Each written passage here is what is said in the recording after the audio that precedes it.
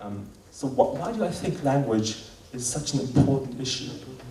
Isn't it perfectly fine that we, as Tibetans in exile, use English, German, French as our respective common languages, as our lingua franca? That one could do many things to preserve Tibetan culture without speaking the language. Isn't it more important for us to integrate well into the foreign society we live in, and therefore to speak with German, English, French, and so forth? All of this is true, but that being said, it is exactly for political reasons that it's a problem if we lose our fundamental ability to communicate in Tibetan. Now, I find it disturbing that to read and write Tibetan have become skills that are underdeveloped skills, I think, amongst a lot of Tibetans in exile already. Now, some people might ask, why is that problem? Why is that a problem? Or how is that political? Well, the less we're able to communicate in writing amongst us, outside and inside of Tibet, the less we can live our solidarity as Tibetans. The less our global network and the flow of information functions, the weaker our political voice. But how will we be able to hear and read everyone's voice, and especially the voice of Tibetans inside Tibet?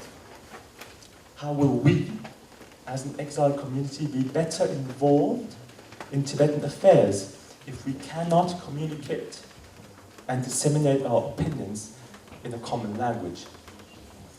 I would even go as far as to argue that our political weakness, to some degree, is a result of the fact that 1, our political leadership, 2, Tibetans inside Tibet, and 3, we as the exile community do not speak the same language.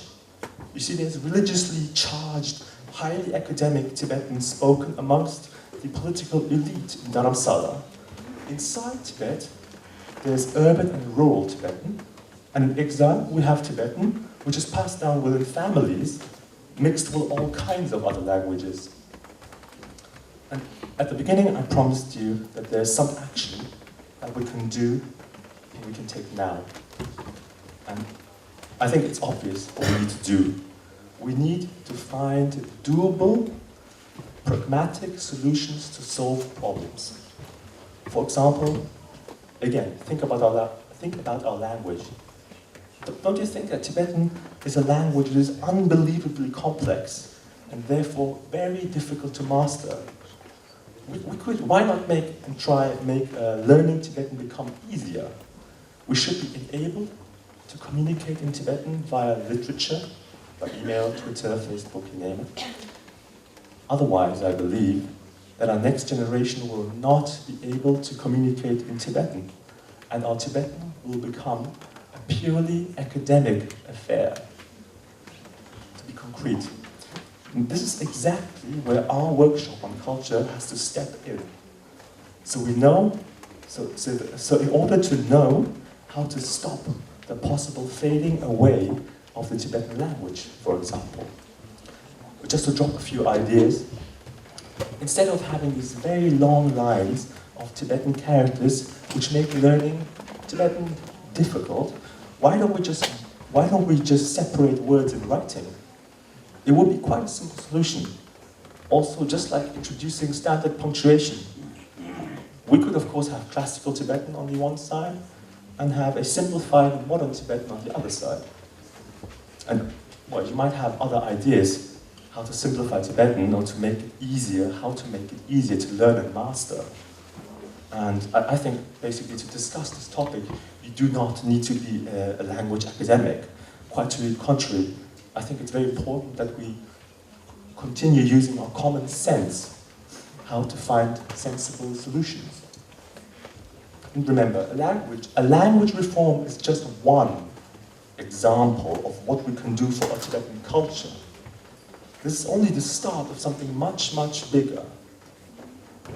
Let's take, I think it's very important to take care of concrete and constructive cultural points and improve our efforts for Tibetan culture, Tibetan cause starting today. Well, and don't get me wrong, we shall not and will not stop working on our ultimate goals. But in the meanwhile, let's not feel sorry for ourselves anymore. I think we've been drowning in self-pity and dreaming of independence for Tibet way too long. Let's not become desperate, however, in view of this huge and seemingly hopeless dream. We just need to get our heads straight. So let's formulate ambitious and yet achievable goals for our Tibetan culture. And then we'll take concrete action. I hope that my thoughts this morning were of interest to you, and that I have motivated a few of you at least to further discuss and develop a strategy on how to preserve Tibetan culture in exile during our workshop. Thank you.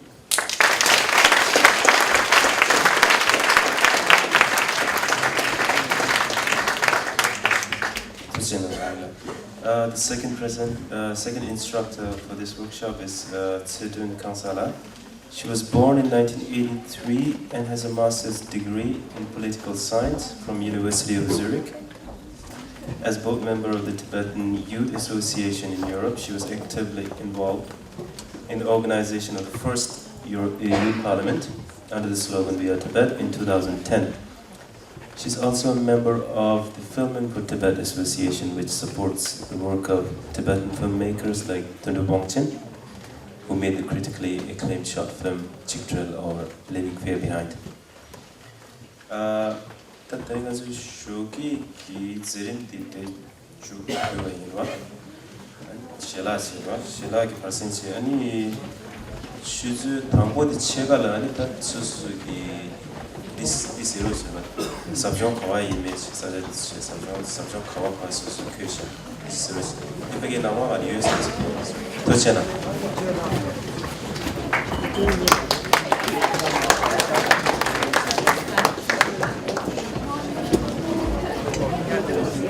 수족기 수족 지금 돌아가자 지시죠.